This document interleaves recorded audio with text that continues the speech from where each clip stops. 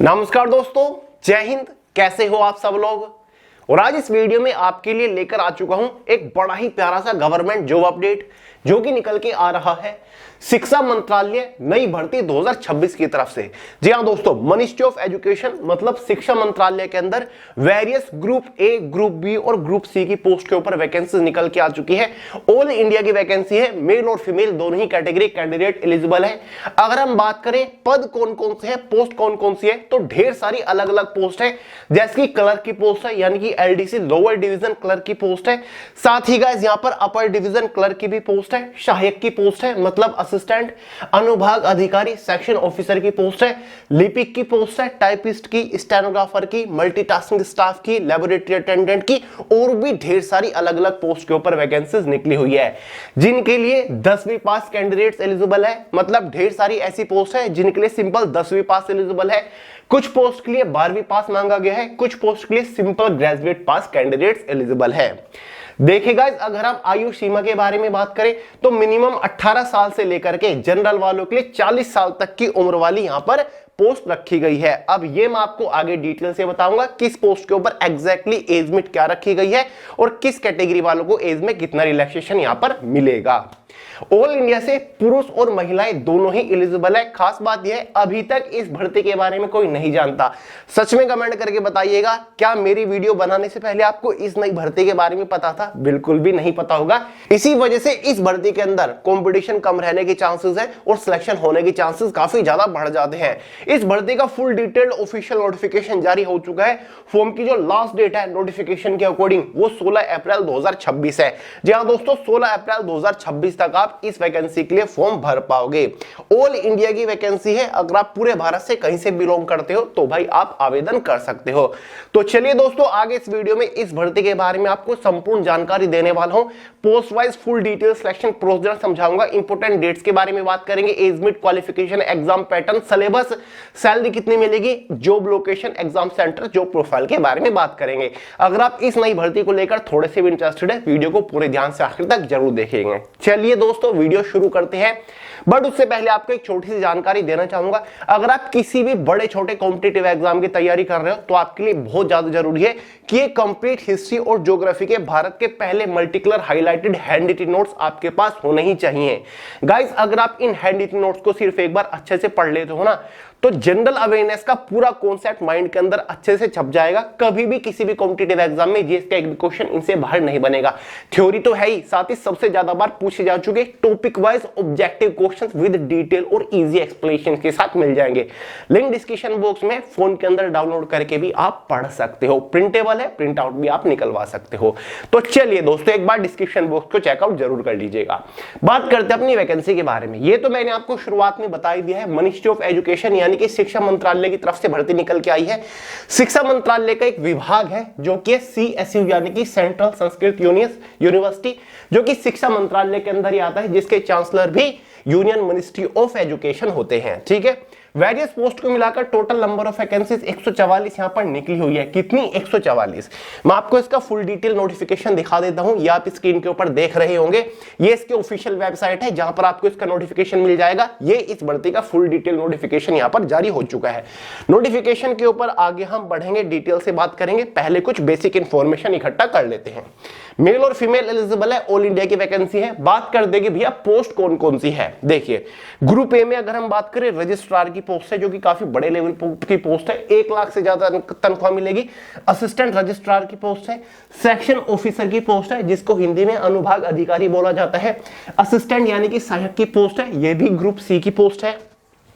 Upper division clerk की post है, stenographer है, लोअर डिवीजन क्लर्क है, मल्टीटास्किंग स्टाफ की पोस्ट है, लाइब्रेरी अटेंडेंट की पोस्ट है। इनके अलावा कुछ और भी पोस्ट रखी गई है जिनके बारे में आगे मैं आपको जानकारी दे दूंगा। ठीक है दोस्तों, गाइस सभी पोस्ट के लिए ऑल इंडिया से फ्रेशर्स कैंडिडेट्स एलिजिबल है। कोई एक्सपीरियंस नहीं मांगा गया है, ना ही कोई हायर क्वालिफिकेशन यहां पर मांगी गई है। 10वीं 12वीं ग्रेजुएट पास वाले इन सभी पोस्ट के लिए फॉर्म भर सकते हैं। चलिए दोस्तों, एलिजिबिलिटी क्राइटेरिया की तरफ रुख करते हैं। एज लिमिट के बारे में बात करें तो जनरल वालों के लिए मिनिमम एज लिमिट हर एक पोस्ट के ऊपर 18 साल तो है ही, और मैक्सिमम एज लिमिट सबसे बड़ी पोस्ट के ऊपर वो 40 साल है जनरल वालों के लिए। बाकी ओबीसी एसटी एससी को एज में रिलैक्सेशन मिलता है, ओबीसी वालों को 3 साल का, एसटी एससी वालों को एज में 5 साल का रिलैक्सेशन मिलता है। अब सवाल उठता है कि किस पोस्ट के ऊपर एज लिमिट क्या है। जो रजिस्ट्रार की पोस्ट है, असिस्टेंट रजिस्ट्रार की पोस्ट है, इन पोस्ट के ऊपर 18 से 40 साल एज लिमिट है। सेक्शन ऑफिसर की पोस्ट के ऊपर 18 से 35 साल एज लिमिट है। बाकी असिस्टेंट की पोस्ट के ऊपर 18 से 30 साल एज लिमिट देखने को मिलेगी। अपर डिवीजन क्लर्क की पोस्ट के ऊपर 18 से 27 साल। बाकी स्टेनोग्राफर लोअर डिवीजन क्लर्क के पोस्ट के ऊपर 18 से 27 साल जनरल वालों की एज लिमिट, और मल्टीटास्किंग स्टाफ लाइब्रेरी अटेंडेंट की पोस्ट के ऊपर 18 से 25 साल एज लिमिट जनरल वालों की रहेगी। क्लियर हुआ डाउट? चलिए बाकी नोटिफिकेशन मैं आपको दे दूंगा, खुद भी आप चेकआउट कर सकते हैं। क्वालिफिकेशन के बारे में बात कर लेते हैं। देखिए दोस्तों, कई सारी पोस्ट के लिए 10वीं पास एलिजिबल है, कुछ पोस्ट के लिए 12वीं और कुछ पोस्ट के लिए ग्रेजुएट पास एलिजिबल है।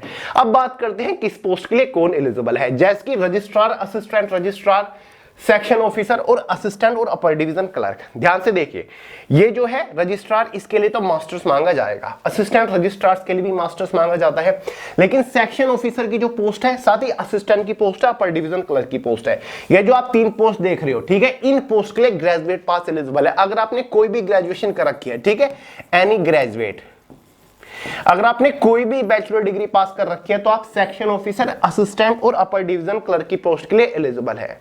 स्टेनोग्राफर की पोस्ट के लिए 12वीं पास एलिजिबल है। लोअर डिवीजन क्लर्क की पोस्ट के लिए भी 12वीं पास एलिजिबल है। वैकेंसीज काफी अच्छी खासी है लोअर डिवीजन क्लर्क की पोस्ट के ऊपर भी। मल्टीटास्किंग स्टाफ लाइब्रेरी अटेंडेंट की पोस्ट के लिए 10वीं पास एलिजिबल है। समझ गए? तो भाई 10वीं 12वीं ग्रेजुएट पास वालों के लिए भर भर के पोस्ट यहां पर निकली हुई हैं। ठीक है दोस्तों, चलिए बाकी नोटिफिकेशन आपको दिखाऊंगा, सैलरी वगैरह के बारे में आपको आगे बताऊंगा। समझ गए? चलिए सिलेक्शन प्रोसीजर के बारे में बात करते हैं, यानी कि किस पोस्ट के ऊपर फॉर्म अप्लाई करने के बाद फाइनल सिलेक्शन लेने तक आपको किस किस स्टेज से होकर गुजरना पड़ेगा। तो सबसे पहले पोस्ट हमारी आ जाती है लोअर डिवीजन क्लर्क की। ये देखिए मैंने नीचे लिख दिया है लोअर डिवीजन क्लर्क का सिलेक्शन प्रोसीजर। आप समझो, एक एक पोस्ट का सिलेक्शन प्रोसीजर समझा के जाऊंगा। तो भाई लोअर डिवीजन क्लर्क का जो सिलेक्शन प्रोसीजर है वो 3 स्टेजेस के ऊपर टिका हुआ है। स्टेज फर्स्ट में एक ऑब्जेक्टिव पेपर होगा जो कि 100 नंबर का होने वाला है, 90 मिनट टाइम ड्यूरेशन रहने वाली है। समझ गए? इस एग्जाम को क्वालिफाई करने के लिए 50% मार्क्स आपको लाने होते हैं। दूसरा रिटन टेस्ट रहेगा, डिस्क्रिप्टिव पेपर रहेगा, ये भी आपका 100 नंबर का रहेगा। तीसरा स्किल टेस्ट होगा जिसमें आपकी टाइपिंग रहने वाली है। ठीक है दोस्तों, समझिए। अब ध्यान से देखिए, ये देखो लोअर डिवीजन क्लर्क, ये आपका एग्जाम पैटर्न है। जो आपका ऑब्जेक्टिव पेपर है उसमें लैंग्वेज स्किल हिंदी और इंग्लिश से क्वेश्चंस पूछे जाएंगे। 25 क्वेश्चंस पूछे जाएंगे 25 नंबर के अंदर, यानी कि लगभग 12-13 क्वेश्चन हिंदी से, 12-13 क्वेश्चन इंग्लिश से रहेंगे। समझ गए? दूसरी चीज क्वांटिटिव एप्टीट्यूड, 25 क्वेश्चन 25 नंबर के अंदर। ठीक है, और क्वांटिटिव एप्टीट्यूड की टेंशन बिल्कुल भी मत लीजिएगा। ऑलरेडी आपको मैथमेटिक्स ब्रीफ के नाम से एक ई बुक प्रोवाइड करा रखी है जिसके अंदर चैप्टर वाइज सबसे ज्यादा बार पूछे जा चुके अर्थमेटिक के क्वांटिटिव एप्टीट्यूड के क्वेश्चंस दे रखे हैं with examples, with detail solution, practice exercise भी दे रखी है। ठीक है, बाइलिंगुअल है हिंदी और इंग्लिश में। डाउनलोड करके फोन के अंदर पढ़ना शुरू कर दो, क्योंकि इस ई बुक से बाहर इस टाइप के एग्जाम में एक भी क्वेश्चन नहीं बनेगा, ये मेरी गारंटी है। लिंक डिस्क्रिप्शन बॉक्स में। जनरल अवेयरनेस से भी 25 क्वेश्चन है 25 नंबर के अंदर। जनरल अवेयरनेस की भी टेंशन किसी भी पोस्ट के लिए मत लीजिएगा, जीएस बूम आपके पास होगा। जनरल अवेयरनेस के अब तक की सबसे सर्वश्रेष्ठ ई बुक है जिसे आप फोन के अंदर डाउनलोड करके पढ़ सकते हो। गाइस, अगर आप इस जीएस बूम को सिर्फ एक बार अच्छे से पढ़ लेते हो ना, किसी भी कॉम्पिटिटिव एग्जाम में जीएस के एक भी क्वेश्चन बाहर नहीं बनेगा, मैं गारंटी लेता हूं। इसका भी लिंक डिस्क्रिप्शन बॉक्स में। चौथा सब्जेक्ट है general intelligence and reasoning, 25 question 25 number के अंदर। तो भाई मेरे हिसाब से तो आपको ज्यादा फोकस इसके ऊपर और इसके ऊपर करना है, ये दोनों तो मैंने आपका करा ही दिया है। 100 क्वेश्चन आएंगे, 100 नंबर का पेपर रहता है, 1.5 घंटा 90 मिनट टाइम ड्यूरेशन रहेगी। 100 में से 40% मार्क्स आपको लाने हैं, आप पेपर को क्वालिफाई कर जाओगे। 100 में से 40 नंबर अगर ले आते हो तो भाई आप पेपर को क्वालिफाई कर जाओगे। ठीक है, दूसरी स्टेज यहां पर आप देख लो, सिलेबस भी बताऊंगा। रिटन टेस्ट है, यानी कि दोस्तों ये आपका जो है एक डिस्क्रिप्टिव पेपर है। ठीक है, वही लेटर ऐसे या फिर पैसेज वगैरह आपको देखने को मिलेंगे जहां पर आपको लिखना होगा इनके आंसर। ठीक है, लॉन्ग आंसर्स होते हैं। समझ गए? ये भी 90 मिनट का होने वाला है। Only paper of the qualified candidate in objective paper, यानी कि जो इस पेपर में क्वालिफाई कर जाएंगे उनको यहां पर बुलाया जाएगा। ठीक है, और यहां पर क्वालिफाई करने के लिए भी आपको 50% मार्क्स लाने हैं, यहां पर 40% मार्क्स लाने हैं। ठीक है, चलिए। तो बाकी स्किल टेस्ट आपका ये भी 50 नंबर का रहेगा। ये आपकी सिंपल एक टाइपिंग टेस्ट रहने वाला है। ठीक है, जहां पर आपको इंग्लिश की या फिर हिंदी की टाइपिंग करके दिखानी होती है। ठीक है, समझ गए, कोई बड़ी बात नहीं है, वही है जो आप एसएससी सीएचएसएल के लिए टाइपिंग वगैरह करते हो। क्वालिफाई करने के लिए 50 में से अगर 25 नंबर ले आते हो आप क्वालिफाई कर जाओगे। फाइनल सिलेक्शन देख लो किस बेसिस पर होगा। फाइनल सिलेक्शन 200 नंबर के मार्क्स के बेसिस पर बनेगा। 100 नंबर हो गए ऑब्जेक्टिव के, 100 नंबर हो गए डिस्क्रिप्टिव के। स्किल टेस्ट तो क्वालिफाइंग नेचर है, तो भाई दोनों को कंबाइंड करके फाइनल मेरिट बनाई जाएगी, जिसके बेसिस पर आपका सिलेक्शन होगा। ये यहां पर लिखा हुआ है, समझ गए। चलिए, तो ये तो था गाइस आपका एलडीसी लोअर डिवीजन क्लर्क। ये देख लो मल्टीटास्किंग स्टाफ, इसका भी सिलेक्शन प्रोसीजर 2 स्टेज के ऊपर टिका हुआ है। एक रिटन एग्जाम होगा, ऑब्जेक्टिव पेपर होगा 100 नंबर का, दूसरा स्किल टेस्ट स्टेट टेस्ट होगा 50 नंबर का, जो कि क्वालिफाइंग नेचर रहेगा। ये एमटीएस का एग्जाम पैटर्न है, जिसमें सेम 4 सब्जेक्ट है जो एलडीसी में थे। 25-25 क्वेश्चन आ रहे हैं, 25-25 नंबर के अंदर, 100 नंबर का पेपर, 100 क्वेश्चन और 90 मिनट टाइम ड्यूरेशन है। 40% मार्क्स आपको क्वालिफाई करने के लिए लेकर आने हैं, ठीक है। इस एग्जाम के लिए भी आपकी वही मैथमेटिक्स ब्रीफ और जीएस बॉम्ब काम आएंगी, बिंदास पढ़ लीजिएगा, ठीक है। उसके बाद आपका सेकंड स्टेज में स्किल टेस्ट है, ट्रेड टेस्ट आपका रहने वाला है, ठीक है, जो कि जस्ट क्वालिफाइंग नेचर है। बाकी फाइनल मेरिट जो बनेगी इन्हीं 100 नंबर के मार्क्स के बेसिस पर बनेगी, समझ गए। तीसरा जो आपका होता है वो अपर डिवीजन क्लर्क और असिस्टेंट है। दोनों का बिल्कुल सेम एग्जाम पैटर्न सिलेबस है। 3 स्टेजेस के ऊपर ही आपका टिका हुआ है पूरा सिलेक्शन प्रोसीजर। 100 नंबर का ऑब्जेक्टिव, 100 नंबर का डिस्क्रिप्टिव और 50 नंबर का आपका स्किल टेस्ट, यानी कि जो एलडीसी में था बिल्कुल सेम है, बस एग्जाम पैटर्न थोड़ा सा डिफरेंट है। यहां पर अब 20-20 क्वेश्चन आएंगे, 5 सेक्शंस आएंगे, बस हायर एजुकेशन, इंस्टीट्यूशन एडमिनिस्ट्रेशन और फाइनेंस सब्जेक्ट जुड़ गया। बाकी language English, Hindi, quantitative aptitude, general awareness, reasoning, ठीक है। 20-20 क्वेश्चन है। मैं बात कर रहा हूं अपर डिवीजन क्लर्क और स्टेनोग्राफर की। 1.5 घंटे का पेपर है, 40% मार्क्स लाने हैं, समझ गए। उसके बाद आती है आपकी जो पोस्ट है वो सेक्शन ऑफिसर की है। सेक्शन ऑफिसर का देख लो, इसमें इंटरव्यू आपका एक्स्ट्रा जुड़ जाता है, वरना वही 100 नंबर का ऑब्जेक्टिव, 100 नंबर का डिस्क्रिप्टिव, बाकी स्किल टेस्ट क्वालिफाइंग नेचर यानी कि टाइपिंग टेस्ट और 100 नंबर का इंटरव्यू आपका रह जाता है, ठीक है। फाइनल जो सिलेक्शन होता है वो आपका यहां पर हो जाता है, ठीक है दोस्तों। ये सेक्शन ऑफिसर का एग्जाम पैटर्न है, देख लो। ये जुड़ गया बस एजुकेशन वाला सब्जेक्ट, बाकी 15-15 क्वेश्चन चारों सब्जेक्ट से, वही 1.5 घंटा टाइम ड्यूरेशन है, 40% मार्क्स लाने हैं। बाकी की जितनी भी पोस्ट है सिलेबस आपको प्रोवाइड करा देता हूं, चिंता नहीं करना गाइस। आप ज्यादा झंझट में मत पड़िए, मैं आपको इसका post wise full detail exam pattern और सिलेबस पीडीएफ फॉर्मेट में way to success Telegram channel के अंदर प्रोवाइड करा चुका हूं, लिंक डिस्क्रिप्शन बॉक्स में। वहां से आप इस पूरे सिलेबस को पीडीएफ फॉर्मेट में डाउनलोड करके अच्छे से देख लो, किस सब्जेक्ट के लिए, किस पोस्ट के लिए आपको किस सब्जेक्ट के ऊपर ज्यादा फोकस करना है, क्या एग्जाम पैटर्न, क्या सिलेबस रहेगा।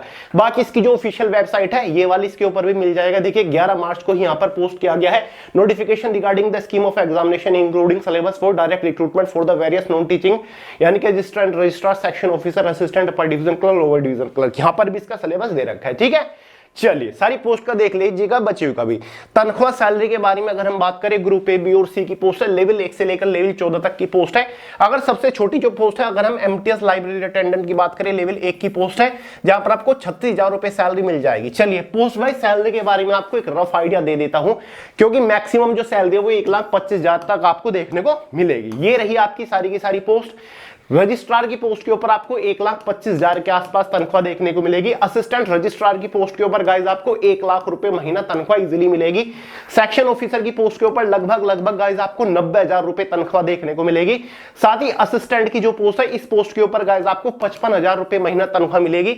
अपर डिवीजन क्लर्क की जो पोस्ट है, यहां पर आपको गाइस लगभग 50,000 रुपए तनख्वाह मिलेगी। स्टेनोग्राफर की जो पोस्ट है, यहां पर भी आपको लगभग 50,000 रुपए तनख्वाह मिलेगी। 2400 रुपए ग्रेड पे वाली पोस्ट है। लोअर डिवीजन क्लर्क की पोस्ट के ऊपर इजीली गाइस आपको 42 से 45,000 रुपए तनख्वाह मिलेगी। एमटीएस और लाइब्रेरी अटेंडेंट की पोस्ट के ऊपर आपको 36,000 रुपए महीना तनख्वाह मिल जाएगी, ठीक है।